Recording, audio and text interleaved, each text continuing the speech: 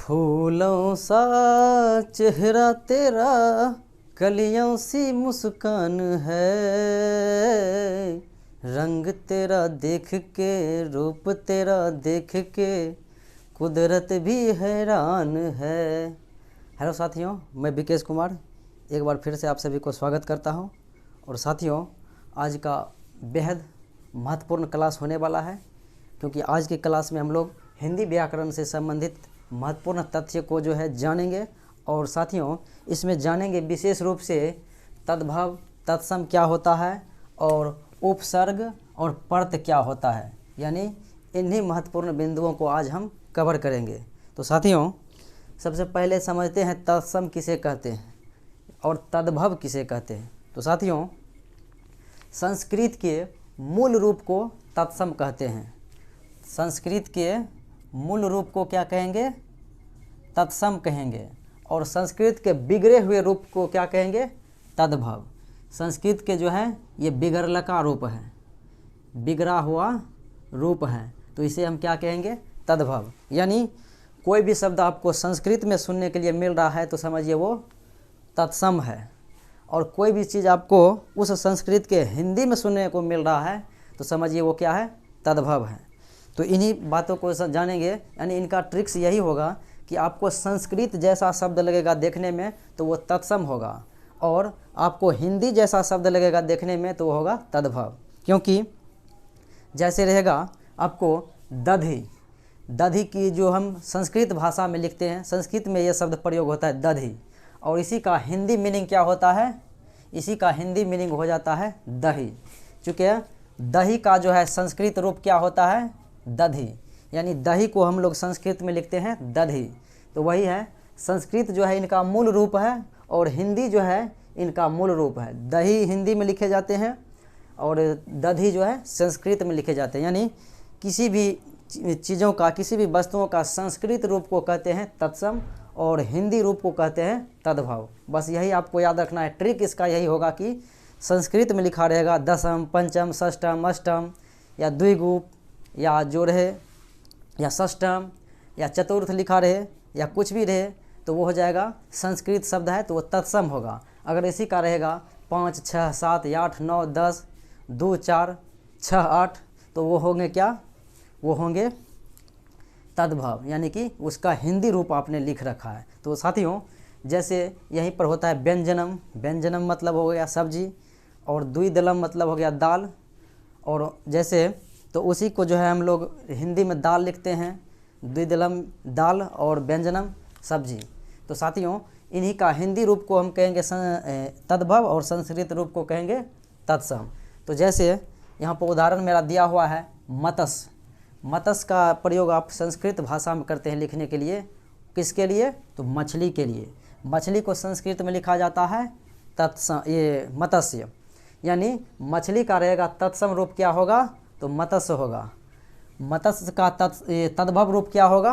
मछली होगा।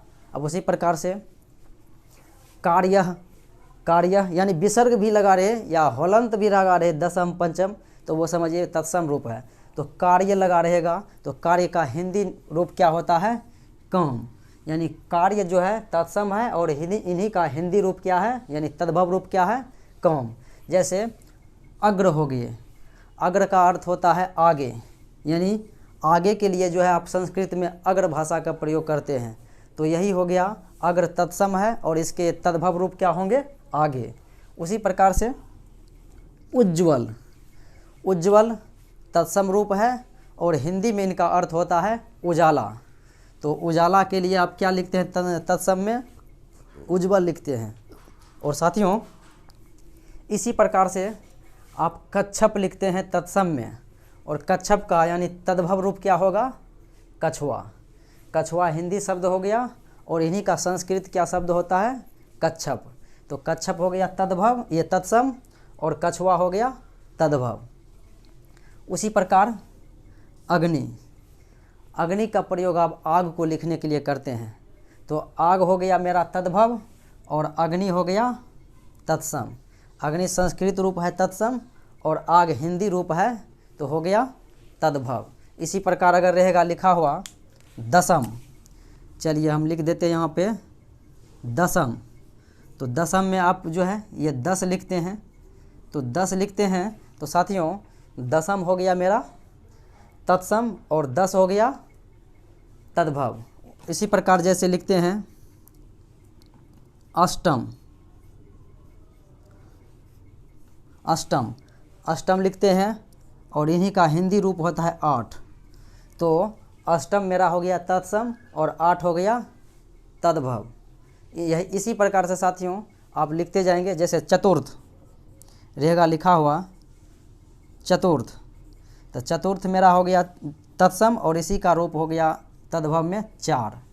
पंचम रहेगा तो 5 हो गया और इन्हीं का यानी पंचम हो गया तत्सम और 5 हो गया तद्भव। यानी इन्हीं बातों को आप जो है एक ट्रिक के माध्यम से समझिए कि संस्कृत जैसा लगा रहेगा तो वो तत्सम और हिंदी जैसा लगा रहे तो हो गया तद्भव। संस्कृत के मूल रूप को तत्सम और हिंदी के मूल रूप में जो प्रयोग होते हैं तत्सम, तो वो हो गया तद्भव। समझ गए साथियों इतना बात। अब चलते हैं उपसर्ग और प्रत्यय। उपसर्ग किसे कहते हैं, प्रत्यय किसे कहते हैं। साथियों उत्सर्ग हम उस शब्द को कहेंगे जो किसी भी शब्द के पहले, यानी उप मतलब होता है पहले। जान ले कि उप का मतलब क्या होता है, उप का अर्थ होता है पहले और प्रत्यय का अर्थ क्या होता है बाद में। प्रत्यय क्या क्या अर्थ होता है बाद में। तो वह शब्द जो किसी शब्द के पहले लगकर उसके अर्थ में परिवर्तन कर दे उसी को हम क्या कहेंगे, उसी को कहेंगे उपसर्ग। यानी किसी भी शब्द के पूर्व में यानी पहले लगकर इसके अर्थ में परिवर्तन ला दे, यानी अर्थ में परिवर्तन ला दे तो वही हो जाएगा प्रत्यय, ये उपसर्ग। यानी उपसर्ग यानी पहले लगते हैं। अब जैसे उदाहरण के तौर पर आप समझिए, मेरा लिखा हुआ है अंत। अंत मेरा एक शब्द लिखा हुआ है साथियों, एक वाक्य लिखा हुआ है अंत। अंत के अगर पहले हम उपसर्ग लगा देंगे अति, अति हो जाएगा, अति उपसर्ग लगा देते हैं। यानी ये सब जो है मेरा उपसर्ग लगा हुआ है। ये सब जितने भी इधर का शब्द हैं अति, अधि, अनु, अप, अभि, यभि, ये जो शब्द भी इधर जो है पहले लगा हुआ है वो हो गया उपसर्ग। तो साथियों अगर अंत में, अंत शब्द के पहले अगर अति हम लगा देते हैं, अति उपसर्ग, तो हो जाता है अत्यंत। नहीं कहते हैं, कहते हैं यह काम अत्यंत आवश्यक है, तो हो गया अति जोड़ अंत अत्यंत। तो साथियों अंत में अगर हम अति लगा देते हैं इसके पहले तो हो जाता है अत्यंत। उसी प्रकार समझेंगे आचार में, अगर आचार आपके पास है, आचार में जो है अति लगा दिए हैं। आचार ये आपका शब्द है, मूल शब्द है और इसी में अति उपसर्ग लगा देते हैं। अति उपसर्ग लगा देने से, अति उपसर्ग लगा देने से हो जाता है अत्याचार। आचार में आप देखिए, ये आचार जो है खाने वाली बात है। आचार में अगर आपने अति प्रत्यय लगा दिया तो क्या हो गया, ये अति उपसर्ग लगा दिया तो क्या हो गया, अत्याचार हो गया। कहता है फलना ने अत्याचार कर दिया। आचार में अगर आपने अति उपसर्ग लगा दिया तो हो गया अत्याचार, कि फलना ने अत्याचार कर दिया। अब देखिए अर्थ से जो है अनर्थ होते जाता है। यही है उपसर्ग की कहानी। यानी किसी शब्द के पहले लग के उसके अर्थ में परिवर्तन ला दे तो उसे ही हम उपसर्ग कहते हैं। समझ गए साथियों। तो अति जोड़ आचार बराबर अत्याचार। अब देखिए यहाँ पर पति है, पति है, पति मेरा मूल शब्द है। पति मेरा जो है मूल शब्द है और इसी में अधि लगा दिए, अधि उपसर्ग लगा दिए। अधि उपसर्ग लगा देने से हो गया अधिपति। पति में अगर अधि उपसर्ग लगा देंगे तो क्या हो जाएगा अधिपति। देखिए क्या कहतब है। अगर साथियों यहाँ पर अगले शब्द को समझेंगे, वाद है। वाद मेरा मूल शब्द है। अगर वाद में, यानी वाद हो गया बोलने योग जो होते हैं, वाद योग है। तो वाद अगर ये शब्द है मेरा मूल शब्द और इसी में अगर अनु उपसर्ग लगा देंगे, अनु उपसर्ग लगा देंगे तो क्या हो जाएगा अनुवाद। अनु जोड़ वाद बराबर अनुवाद। तो यानी इसके अर्थ में देखिए, वाद में अनु लगा देने से हो गया अनुवाद। चलो इसका हिंदी में अनुवाद करो, चलो इसका अंग्रेजी में अनुवाद करो, चलो इसका संस्कृत में अनुवाद करो। यानी बाद में अनु लगा दिए, अनु उपसर्ग लगा दिए तो हो गया अनुवाद। चलिए उसी प्रकार मान, मान में अगर आपने अप लगा दिए, अप उस उपसर्ग लगा दिए तो समझिए अपमान हो गया। देखिए मान सम्मान में अगर आपने अप लगा दिया तो क्या हो गया, आपका अपमान हो गया। अब समझिए इन बातों को, आपका अपमान हो रहा है। यानी मान में उपसर्ग अप लगा देने से क्या होगा, अपमान हो जाएगा। साथियों उसी प्रकार उदय एक शब्द है, उदय एक शब्द है, और उदय में जो आपने उपसर्ग जो है अगर अभी लगा दिए, अभी उपसर्ग लगा दिए तो क्या हो गया, ये हो गया अभ्युदय। अभी जोड़ उदय बराबर अभ्युदय, यानी अभी जोड़ उदय बराबर अभ्युदय। तो साथियों उदय शब्द में अगर आपने अभी प्रत्यय लगा दिया, ये अभी उपसर्ग लगा दिया तो क्या होगा, अभ्युदय। यानी ये उपसर्ग की कहानी होती है कि किसी शब्द के पहले लगने में जो है लग के उसके अर्थ में परिवर्तन लाने का काम करता है। ये मैंने उदाहरण के तौर पर आपको समझाया। और साथियों इसी में आपने कुछ भी अगर लिख सकते हैं, तो जैसे लिखते हैं महत्वपूर्ण, यहाँ जैसे हम लिखते हैं अति, ये आवश्यक, आवश्यक।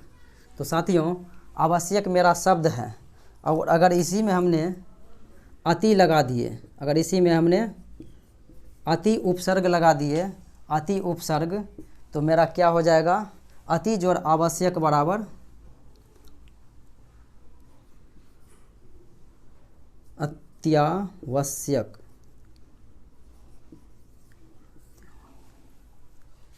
यानी अति जोड़ आवश्यक बराबर हो गया अत्यावश्यक, अत्यावश्यक, यानी अति आवश्यक है यह काम। यानी इसी प्रकार से आप जो है किसी का भी बना सकते हैं। साथियों इसी प्रकार से अगर आपने यहाँ पर नेता लिखते हैं, यहाँ पर लिखते हैं नेता, और नेता के पीछे, अगर नेता के पीछे आपने लगा देते हैं अभी उपसर्ग, अभी उपसर्ग लगा दिए तो अभी जोड़ नेता बराबर क्या हो गया, अभिनेता, अभिनेता। अब देख रहे हैं नेता जो है मेरा मूल शब्द है, और मूल शब्द में अभी उपसर्ग लगा दिए तो क्या हो गया, अभिनेता। अब इसी प्रकार जैसे नायक, यहाँ पर लिखते हैं नायक, नायक में साथियों अगर मैंने यहाँ पर खल लगा दिया, खल, अगर खल लगा दिया तो खल जोड़ नायक बराबर क्या होगा, खलनायक, खलनायक। अब देखिए नेता में अभी लगा दिए तो अभिनेता हो गया, यानी नेता लीडर जो होते हैं उनमें अभी लगा दिए उपसर्ग तो अभिनेता, और नायक में मैंने खल लगा दिए तो हो गया खलनायक। अब नायिका में अगर खल लगा देंगे तो खलनायिका। और उसी प्रकार ये अगर नेत्री रहेगी, इसी में अगर अभी लगा देंगे तो अभिनेत्री हो जाएगी, यानी नेत्री में अभी लगा देने से अभिनेत्री। यानी इसी प्रकार से आप जो है बनाते जाएंगे। ये तो उदाहरण के तौर पर मैंने कुछ सवालों को आपको जो है एग्जाम्पल में दिखा दिया। अब चलते हैं कि ये जो है पर्त किसे कहते हैं। तो साथियों पर्त हम उसे कहते हैं उस शब्द को जो किसी भी शब्द के बाद में यानी पीछे में, पर्त का मतलब होता है बाद में या पीछे में, यानी किसी भी शब्द के पीछे में लग कर जो है उसके अर्थ में परिवर्तन ला दे तो उसे ही हम क्या कहेंगे, पर्त कहेंगे। किसी शब्द के पीछे में लगने के बाद जो है पर्त का निर्माण होता है। जैसे एग्जाम्पल में देख लेते हैं। जैसे साथियों समाज मेरा एक शब्द है, और समाज में इक पर्त लगा देने से, इक पर्त लगा देने से क्या हो गया, सामाजिक। यानी कहते हैं कि ये समाज है, और समाज में इक जोड़ देने से, इक पर्त लगा देने से, समाज के पीछे इक लगा देने से सामाजिक हो जाता है। कहता है ये व्यक्ति सामाजिक है। पहले तो कहते हैं ये समाज है, अब उसमें इक परत लगा दिए तो कहते हैं अब ये सामाजिक हैं, यानी ये सारे सामाजिक हैं। अब चलते हैं, जैसे भूल मेरा एक शब्द है, भूल मेरा एक शब्द है साथियों, और भूल में मैंने अक्कर लगा दिया, भूल में अक्कर परत लगा दिया। अक्कर परत लगाने से क्या हो गया? भुलक्कर। भूल में अक्कर परत लगाने से क्या हो गया? भुलक्कर। नहीं कहते हैं फलनमा भुलक्कर है, यानी भूल जाता है। पहले तो हो गया भूल कि ये भूल मैंने किया, यानी ये हमसे भूल हो गया। अब उसी में अक्कर लगा दिए, कहेगा तू तो भुलक्कर है ये है, तू तो भुलक्कर है ये है, क्योंकि उसके आपको ये भूल के पीछे जो है, भूल के पीछे क्या लगा दिया? अक्कर लगा दिया, तो हो गया भुलक्कर। अब चलिए, अब यहाँ पर है मीठा। कहते हैं ओहो हो क्या स्वाद है, क्या मीठा है। और साथियों, मीठा में किसी ने आपके पीछे आस लगा दिया, आपके मीठा के पीछे किसी ने आस लगा दिया, तो हो गया क्या? मिठास। यानी मीठा में आस परत जोड़ने से क्या हो गया? मिठास। अब साथियों, इसी प्रकार देखिए क्या करते हैं, मीठा में जो है, मीठा में आई जोड़ने से, मीठा में किसी ने आई जोड़ दिया तो क्या हो गया? मिठाई। अब देखिए, मीठा है, खट्टा नमकीन मीठा जो बोलते हैं वो मीठा है, और किसी ने आपके पीछे आई लगा दिया कि चलिए मीठा है तो मैं आई, तो क्या हो गया? बन गया मिठाई। मीठा में आई तो हो गया मिठाई। अब चलिए, ये मीठा हो गया। अब चलते हैं भला। साथियों, भला एक शब्द है कि मैंने भला किया, राम ने भला किया, तो वही हो गया भला। और भला में आई लगा दिया तो क्या हो गया? भला में आई परत लगा दिया किसी ने भला किया और किसी ने उसमें आई मिला दिया, तो क्या हो गया? भलाई हो गया किसी व्यक्ति का। तो भला में आई परत लगने से भलाई। अब उसी प्रकार दया में आलू लगा दिए तो क्या हो गया? दयालु। यानी दया एक शब्द है जिसमें आलू परत आपने लगा रखा है, आलू परत लगा दिया तो क्या हो गया? दयालु हो गया। दया में आलू परत लगने से दयालु। उसी प्रकार श्रद्धा एक शब्द है, और श्रद्धा में आपने आलू लगा दिया तो हो गया श्रद्धालु। उसी प्रकार साथियों, डाकू एक शब्द है, और डाकू में आपने ऊ लगा दिया, ऊ दुर्गा हो, तो क्या हो गया? डाकू हो गया। अगर आपने भोला में आई लगाएंगे तो क्या होगा? भुलाई।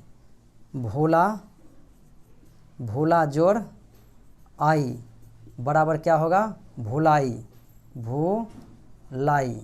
अगर आपने चतुर में आपने अगर आई लगा दिया, आई, तो क्या हो गया?